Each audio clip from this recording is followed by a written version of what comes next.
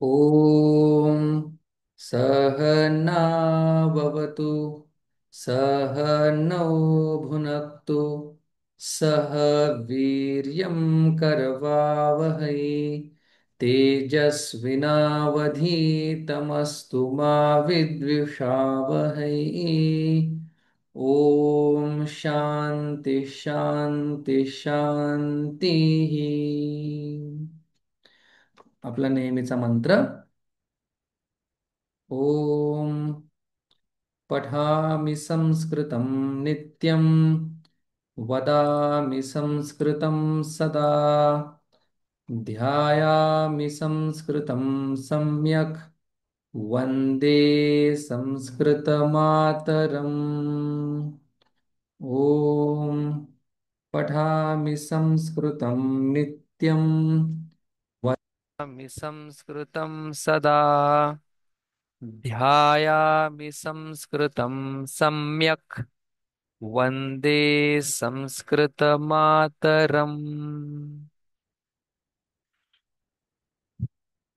सर्वांचं स्वागत आहे। पहिला धडा आपण पाहत आहोत। जसं पहिला धडा थोडासा वेळ लागणार आहे म्हटलं होतं, आतापर्यंत आपण मराठीमध्ये तृतीय पुरुष, इंग्रजीमध्ये थर्ड पर्सन, पण संस्कृतमध्ये प्रथम पुरुष पाहिलेला आहे। म्हणजे एखाद्याचं नाव हे प्रथम पुरुष आहे। एखाद्या गावाचं नाव, कुठलंही नाव हे प्रथम पुरुष आहे। आता फक्त गोंधळ नको, संस्कृत मधलंच वापरतो प्रथम पुरुष। ठीक आहे। मग क्रियापदाचा सुद्धा प्रथम पुरुष काय आहे? पठती, पठतः, पठन्ति। एकदा का मला पठती कळालं की मी गच्छती म्हणू शकतो जाणे, आगच्छती येणे, लिखती लिहिणे, पठती अभ्यास करणे किंवा वाचणे, भूभवती होणे किंवा असणे, आणि एक हसती। हे चारही क्रियापद मी तुम्हाला ऍक्टिंग म्हणजे अभिनय करून दाखवेल। पहिला पठती, पठतः, पठन्ति समजून घ्या। एक वचन असेल पठती, द्विवचन असेल म्हणजे दोन माणसं असतील, दोन वस्तू असतील, दोन स्थान असतील, द्विवचन। अनेक वस्तू अनेक व्यक्ती बहुवचन, सांगायची गरज नाही। मग आपण पाहिलं शब्द, शब्दाची प्रथमा आणि द्वितीया ह्या विभक्त्या आपण पाहिल्या। महत्वाचा विषय एक, प्रथमा विभक्ती कर्ता म्हणजे करणारा, द्वितीया विभक्ती म्हणजे कर्म। याचं सखोल चिंतन आहे, पण जेवढं आत्ता कामापुरते तेवढं आपण पाहिलेलं आहे। ठीक आहे। मग काय त्याची विभक्ती आहे? रामः, रामौ, रामाः, रामम, रामौ, रामान। मग आपण पाहिलं, जसं मी पठती वरून हसती म्हणू शकतो, तसं मी रामः वरून केशवः, माधवः कुठलंही आकारांत नाम बोलू शकतो, हे पाहिलं होतं। म्हणजे जिथे जिथे अ शेवटी आहे त्याला आकारांत, हेही समजलं। मग इथे रामा हा का म्हणायचंय? कारण की विसर्गाच्या मागे आ आहे, हेही आपण समजलं। ठीक आहे। आता कर्ता आणि कर्म याच्याविषयी थोडस अजून चिंतन आपण करूया। त्याआधी बघा, सहा क्रियापद आपल्या लक्षात राहिले पाहिजे। एक आहे गच्छती म्हणजे जाणे, जातो। आणि त्याच्या विरुद्ध आगच्छती म्हणजे येणे। एक काय आहे? गच्छती। बघा, गच्छती म्हणजे जाणे, जातो। आगच्छती म्हणजे येणे। ठीक आहे। नंतर आहे हसती, हसणे, हसणे, हसती। तीन झाले, गच्छती, आगच्छती, हसती। नंतर आहे अ आपण पाहिलं होतं लिहिणे, लिखती। हे सुद्धा काय आपल्या पहिल्या पाठामध्ये गेलेलं। लिहिणे म्हणजे मी काहीतरी लिहितोय, ठीक आहे, लिहिणे। आणि दुसरं आहे वाचणे, म्हणजे माझ्या समोर काहीतरी आहे आणि मी अभ्यास करतोय, त्याचा वाचतोय। ठीक आहे। सहा बघा, गच्छती, देन आगच्छती, हसती, देन लिखती, आणि वाचणे पठती. एक आहे भूभवती, जो की थोडासा अवघड आहे. म्हणजे आहे असा शब्द जो सांगतो. भू सत्तायाम असा त्याचा अर्थ आहे. भवत भवती म्हणजे होणे किंवा असणे आहे. म्हणजे मी आहे असा अर्थामध्ये. मग सांगा मला, ही कुठली क्रिया आहे संस्कृत मध्ये? बोला पटपट पट. हम्म. गच्छति. हा, बोललं पाहिजे जेणेकरून मुखामध्ये हे शब्द रेंगाळतील. हा. आगच्छति. आगच्छति. हम्म. पठति. पठती. लिखति. लिखति. लिखती ह्या क्रिया आहेत. ठीक आहे. मग जसं मला पठतीचं पठती पठतः पठंती येतं, तसं मला या सगळ्यांचं यायला पाहिजे. रामः हसति, रामौ हसतः, रामाः हसन्ति असं मला म्हणता यायला पाहिजे. ठीक आहे, हे झालं याच्याबद्दल. जसं मला राम शब्द चालवता येतोय, रामः रामौ रामाः, रामम रामौ रामान, तसं मला कुठलाही शब्द चालवता यायला पाहिजे. एक मी चालवून दाखवतो, एक नंतर तुम्हाला चालवायचा आहे. बघा, मी चालवतो नरह शब्द, जो आपल्या सगळ्यांना माहिती आहे. नर म्हणजे काय? मनुष्य. आपण कधी कधी ऐकलेलं सुद्धा आहे की नरजन्म म्हणजे मनुष्याचा जन्म. मग जसं आपलं रामः रामौ रामाः आहे, तसं आपल्याला कुठलाही आकारांत शब्द चालवता यायला पाहिजे. ठीक आहे. कोण चालवेल नर शब्द? सांगा बरं पटकन. नर. बोला बोला, बोलायचं डायरेक्ट तुम्हाला. हा, मी तुमच्यासाठी इथे लिहितो. नर शब्द. नरः. नरह. नरः. हा. नरौ. हा. नरहा. नराहा. कारण की तिथे आ आहे म्हणून तर आपण नराहा. हा म्हणतोय. हा, हा नरह. हा नराहा. नरव. हा, पुढे काय येणार? आ, हा, बघा ना इथे. रामम, हे नर. पाठ करायचं आपल्याला. रामम रामौ रामान. मग हा. इथे काय येईल? नरम पठती. नरम. नाही नाही, आपल्याला नर. क्रियापद वापरायचंच नाही नरम. फक्त. नरमौ नाही. नर शब्द आहे मूळ. बघा, रामचं काय झालं? रामौ. नरचं काय होईल? राम. नरो. हा, हे तुम्हाला शिकायचंय. नरव ना. आणि नरान. नराम. चला, नराम. अजून एक चालूया. थोडस सगळ्यांना नराम. गोंधळ होतोय इथे. ठीक आहे.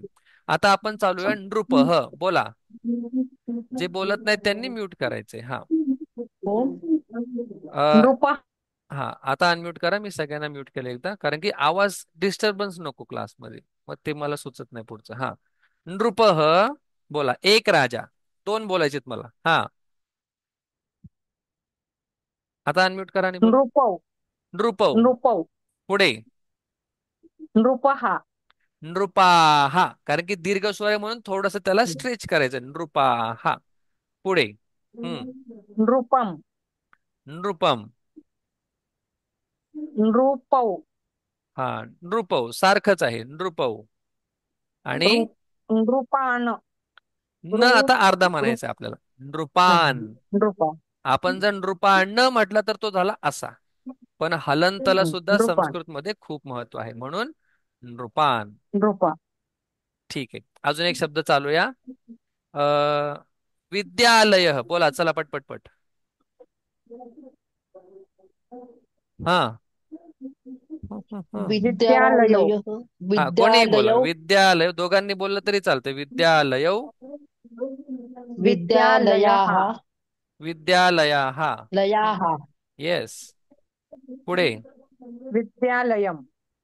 विद्यालयम. विद्यालयम्. हम्म. विद्यालयौ.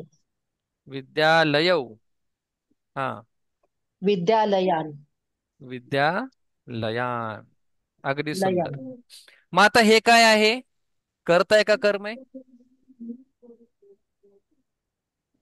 विद्यालय कर्म झालं ना. हा. द्वितीय विभक्ती असल्यामुळे कर्म. हे काय आहे? नृपः नृपः नृपाहा. कर्ता का कर्म? तो करता. करता. करता. कर्ता आहे. हे नरम नरव नरान काय आहे? कर्ता करता. आ. नरम नरव नरान. द्वितीय विभक्ती म्हणजे काय? हा, कर्म कर्म. कर्म. हे बघा सोपं, एकच लक्षात ठेवा. द्वितीय विभक्ती कर्म, प्रथमा विभक्ती कर्म. कर करता, प्रथमा करता. करता. आता मी एक वाक्य लिहितो. मागच्या वेळी थोडंसं मी तुम्हाला कन्फ्यूज केलं होतं, त्याच्याविषयी थोडासा आता आपण अभ्यास करूया. ठीक आहे. समजा असं मला म्हणायचं आहे की आपण ईश्वर घेऊया. ठीक आहे. ईश्वर कर्ता कर्म. आज थोडंसं अजून जास्त समजून घेऊया. हे कळलं, पुढे आपण त्याच्यावरती बिल्ड करू शकतो. आता बोलायचं नाही म्हणून सगळ्यांना म्यूट करतो. ठीक आहे. कारण की बॅकग्राऊंड मध्ये थोडा नॉईज येतोय. बघा, काय डोक्यात होतं. हम्म ईश्वर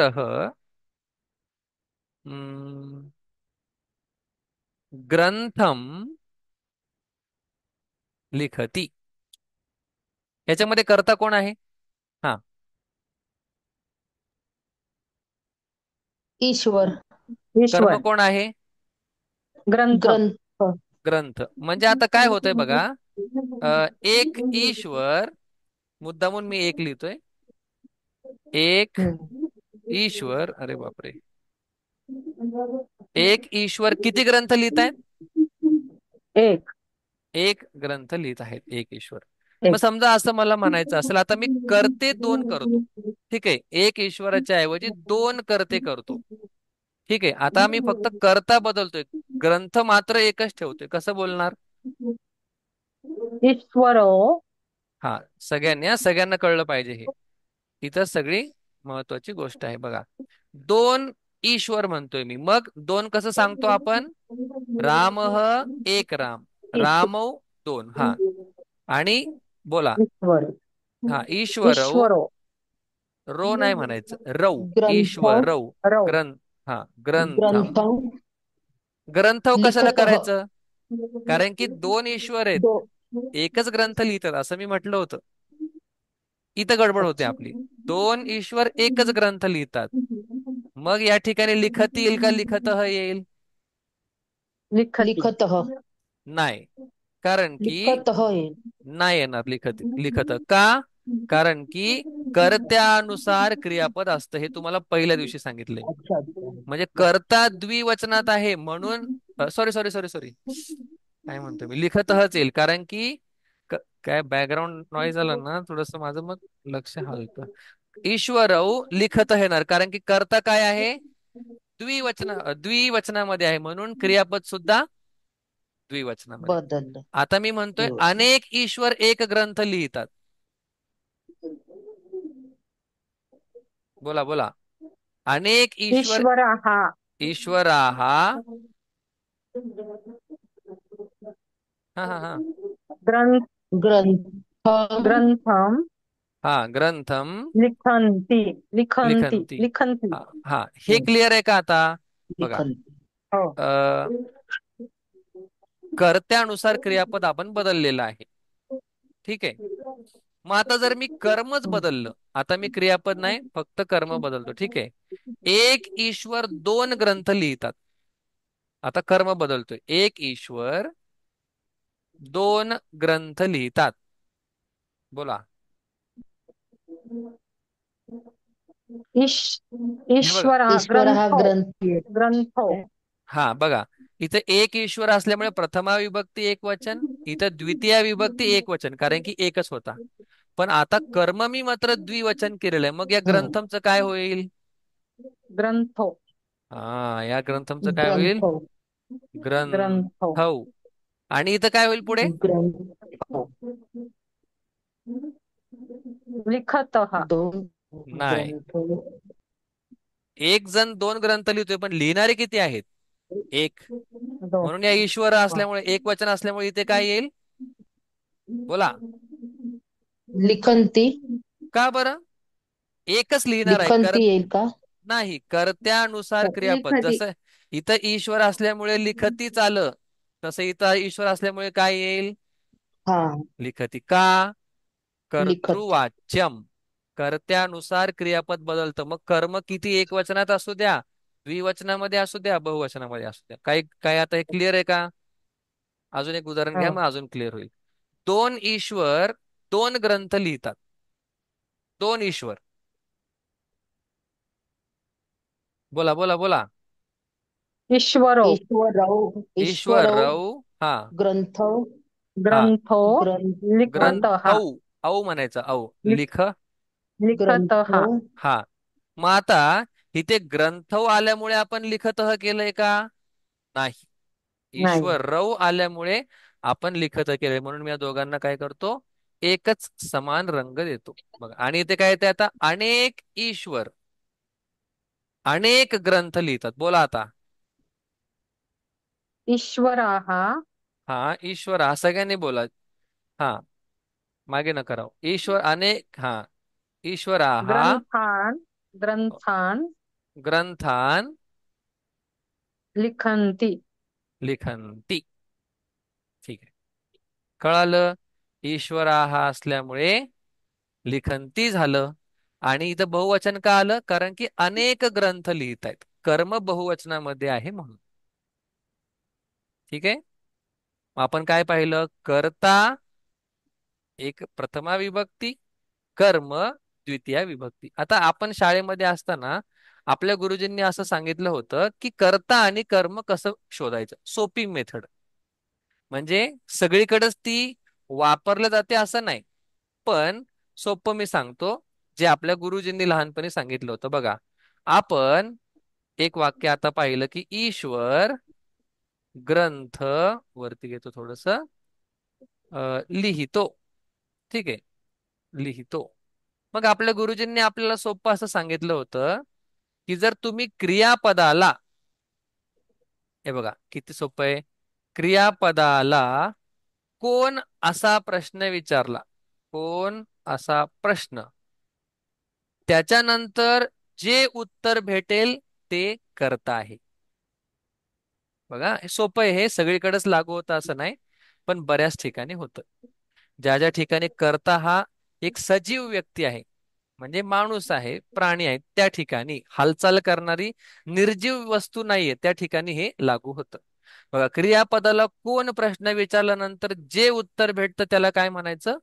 कर्ता. हे मी का सांगतोय? कारण की मराठी वाक्यातून जर आपल्याला संस्कृत बनवायचं असेल तर कोण कर्ता आपल्याला कळायला पाहिजे, तरच आपण त्याची प्रथमा करू शकतो. पुन्हा बोलतो, जर आपल्याला मराठी वाक्याचं संस्कृत मध्ये करायचं आहे तर आपल्याला कर्ता कोण आहे हे कळायला पाहिजे.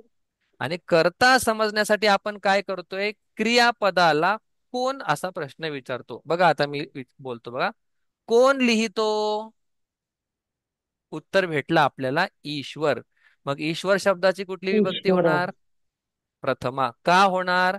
तो कर्ता आहे म्हणून. बर, जर क्रियापदाला आपण काय असा प्रश्न विचारला, क्रियापदाला जर आपण काय असा प्रश्न विचारला, तर जे उत्तर आपल्याला भेटतं तो असतो, ते असतं कर्म. काय प्रश्न विचारायचा आपल्याला? कर्म. काय. बघा, मी असं म्हटलं, काय लिहितो? ग्रंथ. मग ग्रंथ काय झालं? कर्म. सगळीकडेच कर्म. नाही वापरता येत, पण आपण आता पहिल्या पाठामध्ये आहे तर आपल्याला ते वापरायला सोपं जातं. ठीक आहे, क्रियापदाला कोण प्रश्न विचारा, कर्ता मिळतो. क्रियापदाला काय प्रश्न विचारा, कर्म मिळतं. ठीक आहे. मग आता थोडस कर्माविषयी आपण अजून थोडं लक्षात घेऊया. बघा, समजा आता मी एक लिहितो झालं ना, अ, हम्म, आता वाचतो आपण घेऊया. ठीक आहे, ईश्वरच्या ऐवजी आपण घेऊया आता बालक. सगळ्या संस्कृत शाळांमध्ये हा शब्द घेतला जातो सुरुवातीला. आपण राम घेतो कारण की थोडस अध्यात्म. बघा, बालक मराठीत लिहितो पहिला, बालक अ श्लोक वाचतो. या ठिकाणी कोण कर्म आहे? श्लोक. आणि काय करता आहे? बालक. बर, पालक. श्लोक हे कर्म का आहे? आपण जर त्याला क्वेश्चन केला काय नाही हा, ही क्रियापदाला, तर एक आपल्याला पद्धत ते झाली, कर्म मिळतं. पण मागच्या हम्म. क्लासमध्ये एक महत्वाची गोष्ट सांगितली होती. बोला बोला बोला. कर्त्याच्या आवडत्या वस्तू व्यक्तिस्थानास कर्म येस, म्हणतात. कर्त्याच्या आवडत्या वस्तू, व्यक्ती आणि स्थानास कर्म म्हणतात. असं म्हटलं होतं, कर्तुहु ईप्सिततमम कर्म. मग तो श्लोक वाचतोय का वाचतोय? आवडत नसताना वाचतोय का? नाही, आवडतात नाही. म्हणूनच वाचतोय. मग त्याला काय आवडतंय? श्लोक. लोक. ठीक आहे. अ हं, आता इथं त्यांनी दिलेले अ मनुष्य. बघा, मग याचं वाक्य कसं बनणार? सोपं सोपं सांगा रस्त्याला, पटपट पटपट. हा, कुठली विभक्ती होणार? कारण की बालक करताय. हम्म हम्म हम्म हम्म. रामचा करता प्रथमा विभक्ती रामः. बालकः बालकः. बालकः. हा बालकः. हा. बालकौ. नाही नाही, हा बालकः झालं. मग आता श्लोक, हा श्लोक कर्म आहे म्हणजे द्वितीय विभक्ती. द्वितीय विभक्ती हा काय हा आहे? हा. अं, हा, ते तुम्हाला जरा श्लो ह्याची प्रॅक्टिस श्लोको करावी लागणार. ठीक आहे. श्लोकम. श्लोक. आणि वाचण्यासाठी काय शब्द पठ आहे? पठती. पठन्ति मग आता बालक पठती. एक आहे, मग काय येईल? पठती येईल, पठतः येईल, पठंती येईल. पठती. पठत पठति एक. पठती. एक. ठीक आहे. जर मला म्हणायचं असेल बालक खूप सारे श्लोक वाचतो, कसं म्हणणार मी? बोला. एक बालक. बा बालकः बालक ह. श्लोकान् पठन्ति. हा, करता चेंज होणार नाही, कारण की एकच बालक हम्म वाचतोय. हम्म. ठीक आहे, हे तुम्ही पुन्हा पुन्हा लक्षात घ्या. मी तुम्हाला पुन्हा तिथंच का आणतोय? कारण की हे चुकत असतं आपलं. श्लोकान, पण सध्या आपण इथे घेऊया श्लोकम. ठीक आहे. मनुष्य. मनुष्य ह. देवा. मनुष्य ह गावाला जातो. ह्याच्यामध्ये करता कोण आहे? मनुष्य. मनुष्य. मनुष्य. मग आता तुम्ही इथं काय विचारून उत्तर भेटेल का तुम्हाला? काय जातो? नाही. नाही. नाही भेटत. मग गावाला जातो, मग हे कर्म शोधण्यासाठी कुठला उपाय आहे आपल्याला? कर्त्याच्या. आवडत्या वस्तूचा हा, तर गावाला आवडते. जातोय म्हणजे आवडतंय म्हणून जातोय. उभरत्या स्थानाचा. हा, तर मनुष्य मनुष्य गावाला जातो. मग जाण्यासाठी काय क्रियापद आहे? बोला. गच्छति गच्छति. गच्छति. गच्छती. मनुष्य आणि मनुष्य ह, कारण की प्रथमा. म्यूट करा जर तुमच्या बॅकग्राऊंड आवाज असेल तर. ग्रामम, कारण की कर्म आहे. आणि गच्छती म्हणजे जातो. ठीक आहे. मी पुस्तक वाचतो, काय कर्म आहे? बोला. पुस्तक. मी गीता वाचतो. गीता कर्म आहे, मी करताय. तो अमेरिकेला जातो. तो अमेरिका हे राहील ना. हा, अमेरिका हे काय झालं? कर्म झालं. ठीक आहे, आपल्याला कर्म फक्त झालं. कर्म. कर्ता आणि कर्म ओळखायचं आहे. मी आंबा खातो. मी करता का कर्म. आंबा कर्म हम्म. क्रियापद खातो. हा, मी पाणी पितो. मी करता पाणी कर्म पितो हा, क्रियापद. सगळ्यांनी बोला, सगळ्यांनी बोला. ठीक आहे. पाणी मी करता पाणी कर्म. मी घड्याळ पाहतो. घड्याळ कर्म. घड्याळ हं? कर्म आहे. ठीक आहे. अ, मी करता. हम्म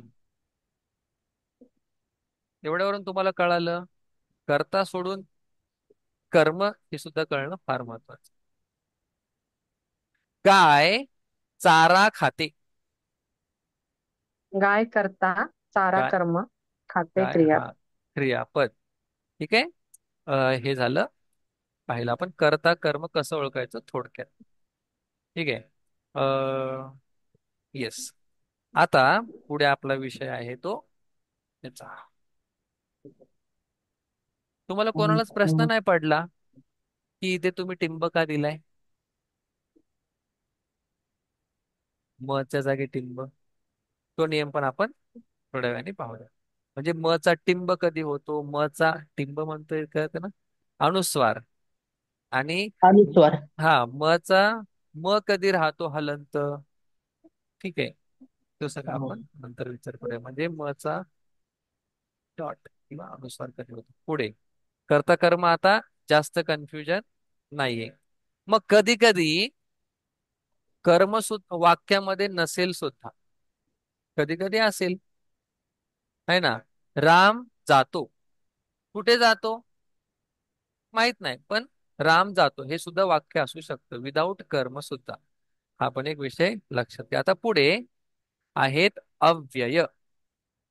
अव्यय म्हणजे जे कधीही बदलत नाही. अव्यय म्हणजे त्याला आपण असं म्हणतो, न व्यय इति. अव्यय ज्याला कधीही व्यय नाही. जसं म्हणजे आपलं शरीर काय होतं, पैसे देत पैसे, पैसे काय होतात, संपत संपत संपत संपत जातात, संपून जातात, मग परत येतात, मग परत संपत संपत, म्हणजे काय त्याला व्यय आहे, बदल आहे त्याच्यामध्ये. अव्यय म्हणजे काय, ज्याच्यामध्ये बदल नाही ते. मग आता आपल्या या धड्यामध्ये 5 अतिशय महत्वाचे अव्यय आहेत. 9वी 10वीचं कुठलंही पुस्तक उघडा, प्रत्येक ओळीनंतर हे शब्द येतातच. बघा, मी तुम्हाला ऍक्शन करून सांगतो, तुम्हाला लक्षात घ्यायचंय. पुन्हा एकदा क्रियापदाला उजळणी देऊया. हे काय आहे संस्कृत मध्ये? गच्छति. हा. गच्छति. हे काय आहे? लिखति. लिखती. हे काय आहे? हसति. हसती. आणि अ, हे काय आहे? पठति. पठती. सर्वांनी बोलायचंय. आणि असणे किंवा होणे याच्यासाठी काय क्रियापद आहे? आ, भवति. भवती. हु भवती. ठीक आहे, आता थोडक्यात आपल्याला पटापट शिकायचंय. असं जे मी करतोय म्हणजे काय, इथे. इथे आपण जे 10 दिवसाचे कोर्स पाहिले त्याच्यामध्ये हे सांगितलेलं आहे मी. इथे म्हणजे अत्र. अत्र. अत्र. बोला बघू, तुम्ही जर ऍक्शन करून स्वतः जर केलं तर अजून चांगलं, कारण की तुमच्या लक्षात राहील. कारण की एका वेळी किती शब्द लक्षात ठेवणार. अत्र म्हणजे येथे किंवा इथे. अत्र. तत्र म्हणजे तेथे. बोला. अत्र. इथे ही संस्कृत तत्र भारतीची आहे. पद्धत आहे. तत्र. तिथे. तिथे. अत्र. तिथे. तत्र. तत्र. ठीक आहे. सर्वत्र. सगळीकडे. सगळीकडे बघा. अत्र. इथे. तत्र. तत्र. तिथे किंवा तेथे. तिथे. सर्वत्र. सगळीकडे. कुत्र. कुत्र. कोठे किंवा कुठे. फरक आहेत मराठी भाषेमध्ये. कोठे. बघा, कोठे. पुन्हा एकदा. अत्र. इथे. तत्र. तिथे. तिथे. सर्वत्र. सर्व. सगळीकडे. आणि कुत्र. कोठे. मग तुम्हाला 3 4च दिलेले आहेत. आपण त्याच्यामध्ये एक सर्वत्र ऍड केलेलं आहे, कारण की शिकता शिकता आपण शिकून जाऊ. आणि एक आहे अन्यत्र. बघा, अन्यत्र म्हणजे दुसरीकडे, कुठे माहित नाही, पण अन्यत्र दुसऱ्या ठिकाणी. पुन्हा एकदा सगळे बोलतो. अत्र. इथे. तत्र. तिथे. तिथे. सर्वत्र. सगळीकडे. कुत्र. कोठे. अन्यत्र. दुसरीकडे. एल्सवेअर इंग्लिश मध्ये म्हणतात. आता सांगा बघू. हा. आता माईक ओपन ठेवा. हा. अत्र. हा. अत्र. सर्वत्र. सर्वत्र. कुत्र. कुत्र. अन इतरत्र. अन्यत्र. अन्यत्र. अन्यत्र. अन्यत्र. आणि तत्र. तत्र. तत्र. ठीक आहे. अत्र. शेवटचं एकदा. अत्र. तत्र. सर्वत्र. सर्वत्र. कुत्र. कुत्र. अन्यत्र. हम्म. हा. आणि एक असं आहे जे मी तुम्हाला कृतीने दाखवू शकत नाही, पण तुम्हाला मी सांगू शकतो. जिथे जिथे वसंत आहे, तिथे तिथे संस्कृत आहे. किंवा जिथे जिथे संस्कृत आहे, तिथे तिथे वसंत आहे. ठीक आहे. जिथे जिथे डोंगर आहे, तिथे तिथे झाडी आहे. जिथे जिथे कृष्ण आहे तिथे तिथे अर्जुन आहे. जिथे जिथे अर्जुन आहे तिथे तिथे कृष्ण आहे.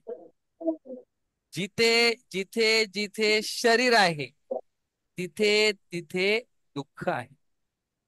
जिथे जिथे धूर आहे तिथे तिथे अग्नी आहे. जेथे त्याला म्हणतात यत्र. दाखवू शकत नाही ते हाताने. यत्र म्हणजे यत्र, येत्र. अत्र, तत्र, सर्वत्र, कुत्र, अन्यत्र. सहा. मग यत्र म्हणजे काय? जेथे. इथे. आता मी सोपे संस्कृतचे वाक्य बनवतो. यत्र रामः लिखति तत्र सीता लिखति. म्हणजे जिथे राम लिहितो तिथे सीता लिहिते. सेम क्रियापद वापरलेलं आहे. यत्र ईश्वरः पठति तत्र पुरुषः मनुष्यः पठति. सोपं. बघा, यत्र तत्र हे थोडस अवघड आहे. बाकी अत्र, तत्र, कुत्र, सर्वत्र, अन्यत्र सोपे आहे. ठीक आहे. यत्र आणि तत्र थोड्या वेळानंतर मी तुमच्याकडून वाक्य बोलून घेतो. बघा, लक्ष द्या. आता या ठिकाणी एक नियम त्यांनी छोटासा सांगितलेला आहे. बघा, आता हे लिहायची गरज नाहीये, तुमच्या पुस्तकामध्ये दिलेला आहे. मी लिहितो. या ठिकाणी कुत्र. कुत्र म्हणजे काय सांगा? कोठे कुठे किंवा कुठे. कुठेही म्हटलं तरी चालेल. कुठे. मग त्यासाठी त्यांनी काय केलेलं आहे, एक अजून एक शब्द दिलेला आहे, क्व. काय त्याचं नाव आहे? क व. आणि व. क्व. मग क्व याचा पण अर्थ कुठे असा आहे आणि कुत्र याचा पण अर्थ कुठे असाच आहे. मग ते नियम काय सांगतायत की जर एकाच, लक्ष द्या, जर एकाच अर्थाची दोन शब्द असतील म्हणजे कुत्र आणि क्व, तर यापैकी तुम्ही एकच शब्द वापरावा असा नियम आहे. पहिल्या पानावरती जर आपण नियम क्रमांक 6 बघितला तर ते म्हणतात की जे पर्यायवाची शब्द आहेत, म्हणजे तुम्ही कुत्र पण म्हणू शकता, क्व पण म्हणू शकता, अशा ठिकाणी तुम्ही काय म्हणायचे? फक्त कुत्र म्हणा किंवा क्व म्हणा. पण नियम आहे, एकतर क्व म्हणा किंवा कुत्र म्हणा. असं म्हणा, राम क्व गच्छती, राम कुठे जातो, किंवा असं म्हणा, राम कुत्र गच्छती. दोन्ही वापरायचे नाहीत. का? कारण की द्विरुक्ती म्हणजे दोन वेळा म्हणणं, द्विरुक्ती हा दोष आहे. म्हणून जर मी तुम्हाला असं म्हटलो, सगळ्यांनी सगळ्यांनी इकडे इकडे, लक्ष लक्ष द्या द्या, तुम्ही हसाल मला. कारण की द्विरुक्ती हा बोलण्यातील दोष आहे. म्हणून एकतर तुम्ही कुत्र वापरा किंवा क्व असं वापरा. एवढं सोपं. अशा प्रकारे पहिल्या पाठातील आपले नियम संपलेले आहेत, अव्यय संपलेले आहेत, धातू संपलेले आहेत आणि नाम सुद्धा संपलेले आहेत. मग तुम्हाला मी नाम घेताना म्हटलं होतं की यामध्ये फक्त नृपः हा शब्द आपल्याला नवीन आहे. बाकी बालक, विद्यालय, ईश्वर हे आपल्याला मराठीच्या कृपेमुळे सगळेच कळलेले आहे. मग आता याच्यामध्ये फक्त एक राहिलेलं आहे, भवान आणि भवन भवती. त्याचा आपण विचार करणार आहे आणि मग आपण सरळ वाक्याकडे वळणार आहे.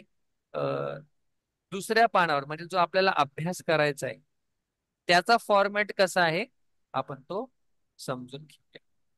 मग तुम्हाला मी, आपण आज काय बघितलं थोडक्यात पाहूया.